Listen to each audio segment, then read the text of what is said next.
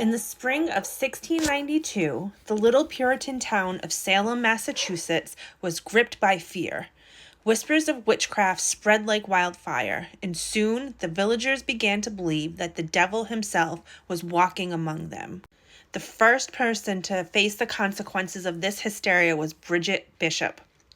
Bridget wasn't like other women in Salem. She was bold, outspoken, and confident. She wore bright red clothing, a color Puritans considered sinful. She spoke her mind, she ran a tavern, and she had no problem taking men to court when they wronged her. In short, she stood out. And in a place where conformity meant safety, standing out was dangerous.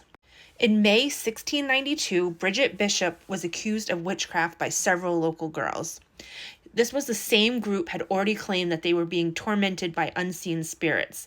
These girls, Abigail Williams, Anna Putnam Jr., and others, said Bridget's specter came to them at night, choking and pinching them, forcing them to sign the devil's book. They screamed, they convulsed, they cried out that Bridget was bewitching them, even as she stood calmly in the courtroom. Witnesses described seeing her shape in strange places.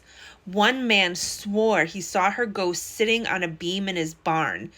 Others claimed their livestock died mysteriously after arguments with her.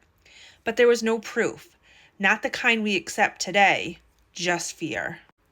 When she stood before the judges, William Stoughton, John Hathorne, and Samuel Sewell, Bridget denied every accusation. "I am innocent. I know nothing of it," she said firmly. But her confidence worked against her. To the Puritans, humility was a sign of godliness. Defiance, on the other hand, was a mark of guilt. The court also heard about a mysterious poppet, a small handmade doll said to have been found in her home stuck with pins. It was enough to convince many she was a witch. The afflicted girls screamed again in the courtroom, writhing on the floor as Bridget was questioned. That was all it took. Bridget Bishop was found guilty of witchcraft on June 2nd, 1692, the first of 20 people who would be condemned that year. On June 10th, 1692, Bridget Bishop was led to Gallows Hill in Salem. The sun was bright and the crowd was silent. She maintained her innocence until the very end, saying she had never wronged anyone and had no connection with the devil.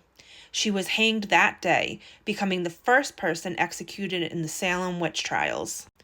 Afterwards, her body was cut down and buried somewhere near the hill. The exact location has been lost in time. But her death only fueled the hysteria. Within weeks, more arrests followed. By the time it ended, 19 people had been hanged and one man pressed to death. Hundreds of others were imprisoned. Bridget Bishop's only crime was being a woman who refused to be quiet. Today, historians see her as one of the earliest victims of mass hysteria in American history. In 1711, the colony formally cleared her name, but her story still haunts Salem. Visitors say you can feel her presence in the old town, especially near the Witch Trials Memorial and the site of her former tavern. Some claim to see a woman in red wandering the streets at night. Others say that when they whisper her name, the air gets colder. Whether ghost or legend, Bridget Bishop has never been forgotten. She was the first, but far from the last, to die because of fear. So I used to actually live in Salem, Mass, and I can say I've never felt her spirit, but there are people that say it. And it's so wild to think that wearing red, running a tavern, and having a strong personality could be enough to get you killed. But fear doesn't need proof, it just needs a target. If you liked this story, don't forget to like, share, and follow for more dark, true stories that stick with you long after you scroll past. And here's my question for you. Do you think the people of Salem truly believed Bridget was a witch, or were they just afraid of a woman they couldn't control? Tell me what you think in the comments. I'll be reading them all. Until next time, stay curious, stay cautious, and maybe avoid anyone who thinks they can spot a witch. All right, see you later.